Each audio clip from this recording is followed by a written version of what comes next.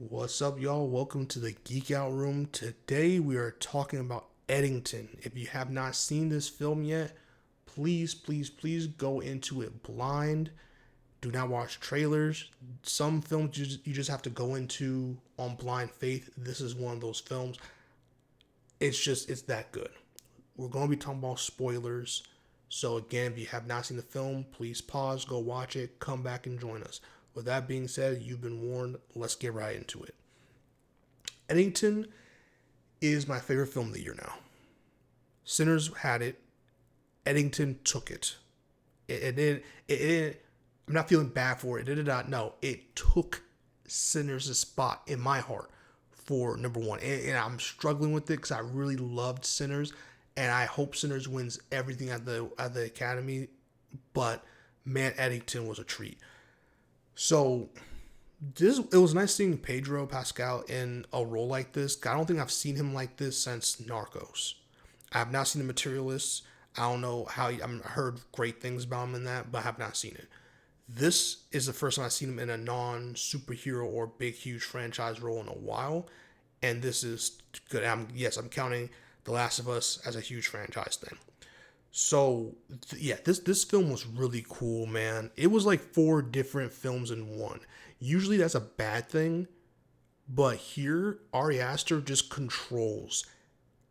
It's chaotic, and he controls the chaotic. He controls the chaos and delivers something truly beautiful, something truly unique in this day and age. And the fact that he was able to really illustrate how crazy 2021 to like 2021 to 2020 to like halfway through 2022, but definitely like that initial 2020 phase was like, he really did a great job illustrating that. I mean, going from the mask mandates to Black Lives Matter to Antifa to like all these things. I really like how they made that one kid like a parallel to like not even parallel, but like made him like Kyle Rittenhouse basically.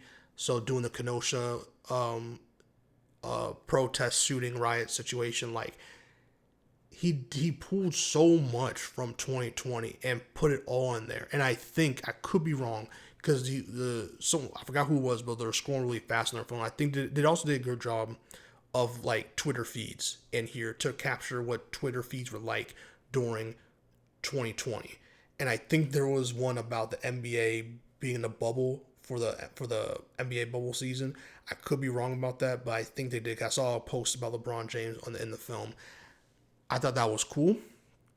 So yeah, I think it was just like, I've been talking about for a while. I was like, 2020 is one of those. It's gonna be that period of time where a lot of people suffered in so many different ways that we really won't see the effects of that until years later. We're starting to now, but I really love that we got a film that truly captured how chaotic it was, man. It was super chaotic, and I love that it did it in a small town, so that we could really focus on it, how it impacted from small communities to bigger ones. We know how anyone who lived during that time saw the protests and how crazy things were in New York City, Washington D.C., L.A., etc. But seeing how it affected really small, middle of nowhere towns is very interesting, especially ones that is not that does not have a lot of black people in it, right? A lot of black presence in it. So I thought it was really interesting. I think everyone delivered a great performance. You know, Pedro Pascal was in it, but he wasn't in it as much as I thought he was going to be. Because again, I thought the whole film was going to just be the two of them running for mayor and like going at it. But when the movie turned to another movie, when the mayor got shot and killed and his son got shot and killed, and I thought it was basically going to be it. Then it turned into the sheriff, a crime thriller where like the sheriff was trying to get away with the crime, you know? And then it turned into like a neo-western. It's just beautiful, man. The progression in how this film went was something you have to experience on the big screen. You have to experience this in a theater. Honestly, this is one of those films you want to see with people. You really want to see this with people, man. It was just such a really interesting movie. And it's a daring choice again, in the best, and I mean this is a compliment. 4 movies in one. It felt like 4 different films in one, and to juggle that much and still delivering how the vision you want to deliver is great. I like some of the cinematography choices. I loved how this movie was shot. It felt like an A24 film, but it felt like something different. It felt like an A24, but like it just really, it felt really, it was a really phenomenal movie, man. It was hilarious. That's another thing. This movie is really funny. This movie is really, really funny, dude. There's a scene where, you know how, because social media and influence from other kids, and you not really know what you're talking about. There's a kid that's basically Kyle Rittenhouse, who he was like talking to his family at a dinner table and telling them like he's just spewing a bunch of like regurgitating a bunch of stuff he heard from a girl I think he had a crush on, and basically his he's like telling his white mom and dad this because he's also white, he's like a white family, and then he's just talking about like talking about white guilt and all this stuff, and his dad was basically like, I'm not gonna say the word he said, but he basically said, "Are you stupid? Like you're white." And it's just that was one of the funniest scenes in the film, and they did this cool transition. I know I'm going over the place, but they did a cool transition in this film I also liked. They did 2 great transitions in this film that I really liked. There was a match cut of when the sheriff crashed out and shot and killed the homeless dude, and he like was dragging his body in the trunk and then drag him out the trunk. I really loved that match cut. There was another transition where they go they're on the plane with the white supremacists, and it goes into this like bandana, and then it pans out and it's like the black square that people were posting for the Black Lives Matter protest online on Instagram, and that was really interesting. I really liked that transition. Emma Stone, like there's so many performances in this thing that I really liked. Emma Stone did a really good job. I really liked her character, and the like, oh my gosh, bro, there's so much going on in this film. The moment where the sheriff went to his town hall after trying to quell a Black Lives Matter protest, and then he went and basically said the mayor raped his wife when they were younger, and then for his wife to obviously get pissed off because she's chronically online because she's ill and all this stuff, and the mom is chronically online, and then for her to see that, leave him and go to basically what is a cult, I'm sure, and then for her to then make a video saying that didn't happen, and that is a lie that her mom made up with him, and then like to do all that, I thought it was just, and then from to go from that scene to the party scene where the mayor's basically celebrating because like he's gonna run on a pose, like there's a sheriff's campaign is done, and that scene, man, where he walks into the party, everyone's looking at him, masks and everything, he's the only one without a mask. He goes, because of noise complaint, he goes, lowers the music, walks back, trying to walk back to his car. They put the music loud again. It's Katy Perry Fireworks, which is another great song choice. And then for him to have to go back and turn the music back down, and the mayor to slap him twice. Oh my God. It was such a powerful scene because the slap was so much disgust on both sides. It was so much disgust. Pedro slapped the shit out of this man, like a little, how dare you slap? Not like just how dare you slap? Like how dare you slander my name? It was such a, like, oh my God, it was such a moment, man. And then for the sheriff to crash out, and for them to try to Jedi mind trick you, and to be like, oh man, I forgot his name. Is his name Michael? The black deputy that they try to pin it on, to set up like he did it, and then for the sheriff to actually be the one that's sniping them is beautiful misdirection that I really liked. I liked it because again, the sheriff kind of said it in the interrogation room, like to his other deputy. I think the other deputy name was Guy, and he was like, "Look." he had motive, I had motive, which is true. They both had motive to do this in a way, at least the way the movie was setting up. So we didn't really know. But to see him and see him crash out, man, was crazy. Like, that was dope. And then I really liked the sequence with the other police officer that was like piecing it together. I think it was like Native American police officer that was piecing it together slowly was beautiful. There was so much going on. There was so much going on at the same time.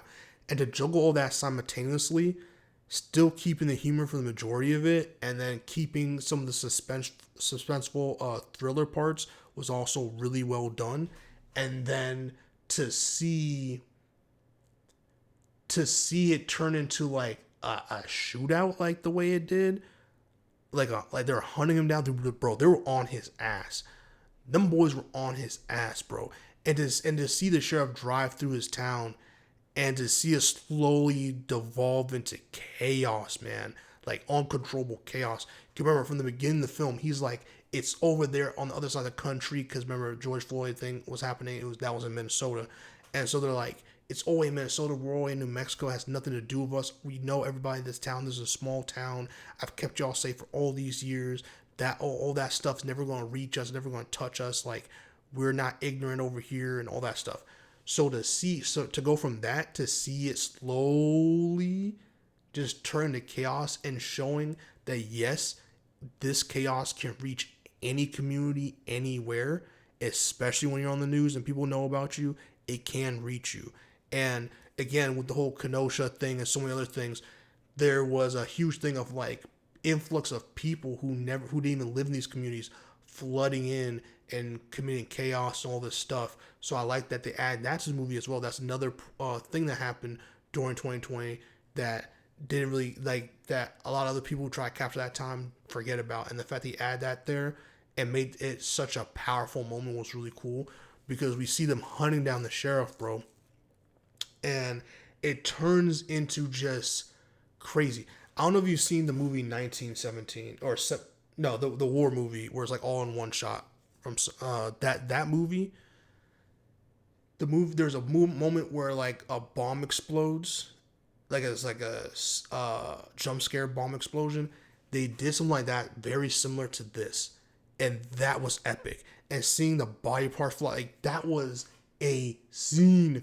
And then from there to the end of the movie is chaos. For like the next like 30 minutes, what seemed like 30 minutes, could be like less than that, but what seemed like 30 minutes is straight up shootout, cat and mouse, running. Then scene where he goes to the gun store like his GTA, comes out with a fully automatic like turret gun, bro.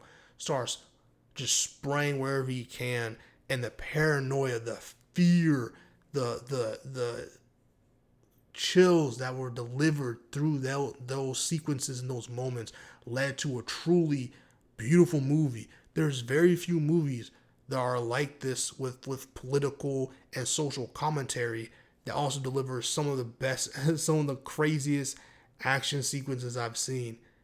It's nothing like, obviously not like some crazy action scene like out of a superhero movie, but like, just for a movie like this, crazy, like just interesting action sequences. And just, they know, like, when the suspense hits, but it builds up to something truly chaotic, and it's just insane. And then how they smartly set up the kid to basically be Kyle Rittenhouse, that was very interesting and well done as well. And then that scene, bro, that basically runs out of ammo. The dude runs up on him with a knife and stabs him in the head, in the skull, and then he survives. And then the kid turns into a national hero. The sheriff turns into, he's paralyzed now. And then his wife gets pregnant. His wife's impregnated by this cult leader. Oh my God, this film is insane. This film is just insane. And there's very few movies that can do something like this. There's just very few. And I just want people to go watch it, man. Because it was so much chaos that turned into beauty and was so well executed and shot. And there's just no way. There's no way people did not have fun on set. Cause you could just tell by how this thing was shot that these people had so much fun making this film, man. This film is just something that's like, this film is like if someone lived in a small town, saw all these events unfold, and then tried to recollect it into a script and show people. Like, that's how well this was executed, man. And I just, between the comedy, the action sequences, and just the dialogue, man, it's hard for me not to put this as my favorite film of 2025. And Joaquin Phoenix deserves a Best Lead Actor nomination for the Oscars. He truly does. This film deserves nominations and awards. And again, it's going to be tough because I don't think a lot of people are going to see it because it fell in between Superman and Fantastic Four. And I just don't see there's room for this in all of that. But I do think if this thing came out a month earlier or a month later, it would have done well. This is one of those movies I think got a disservice being released during the summer. I think this is a fall movie, to be honest with you. I really think this movie shot would have been done way better in the fall, and really could have been pushed for a good Oscar nomination, or even the winter if it got released. If it was able to be released last winter or like this winter, I think it really would have done better. I think in the summer it's just tough because how many summer blockbusters come out. It's hard to find a good slot for this, but this is a great film. Well directed, well shot, well acted. Everyone gave a performance. The girl who played, oh man, I forgot her name, but the girl who basically, like, she left her bag at the mayor's house, she did an amazing freaking job, dude. She delivered some of the funniest dialogue, not trying to be funny on purpose, just the absurdity of her character, going up to a black officer and basically being like, like, I know you've been, it's just talking on race, like that's what it, you know what it gave me? The energy she gave me was Nancy Pelosi kneeling in Kunta Kinte cloth, and the I forgot where in DC they did, but like that shit. Like, we asked for policies and for police to stop killing us, and then they went in Capitol Hill and started kneeling, and then did nothing. That's what this felt like. I remember the protests happening, and people who are influencers just showing up to take pictures like they were there, and then burning rubber, getting away. Like, I remember that, and this film had it in a way where it wasn't super exaggerated. It wasn't something where it's like, it wasn't trying to be satirical to the point where it's like, it felt like an SNL sketch. This felt like a very realistic, cringy way of how people act, like how they were acting cringy during that time, and some of the antics were really stupid. And how, one thing I'll say before I end this, one thing I really loved about this movie is they did show how white people at the time really struggled to properly let black Americans or black people in general issue their frustrations publicly. Like, instead of listening, there was too much acting without listening, if that makes sense. It turns like what 2020 really, like what happened. Like, I remember so many, like, people were trying to be allies, but they didn't really know how to be. And the way they spoke and talked about it and stuff, you can tell they didn't really listen or talk to their black friends a lot, and they were kind of just going off of whatever. And I really, really loved that. The only thing this thing was missing, the only thing, and I don't remember if this was 2020 now. I think this happened in 2020 when they did that Imagine video where it's like a bunch of celebrities were like singing into, like, I don't know what the fuck they were doing. I forgot that was during COVID or not. That would have just been the icing on top, like the icing that's Oreo and icing on top. But this film is a 10 out of 10. This film had everything. This film is everything. This film is just a lot, but directed very well. This is a directing clinic, in my opinion. This thing was directed very well, and it had to be. If it wasn't directed damn near perfectly, I won't say nothing's perfect, but if it wasn't directed damn near perfectly, this would have been a mess, or would have been a satire of itself, if that makes sense. So 10 out of 10. Comment below. Let me know your thoughts on Eddington. Have you seen it? Please, if you haven't, go see it. Please tell your friends to go see it. Films like this deserve attention, they deserve time. And oh man, I'm gonna watch this thing again because this was a movie, man. This was a movie, and I went in blind. I went in as blind as possible. I think I only saw like one trailer, and I really didn't know what this was about. So, comment below, let me know. See you on the next one. Peace.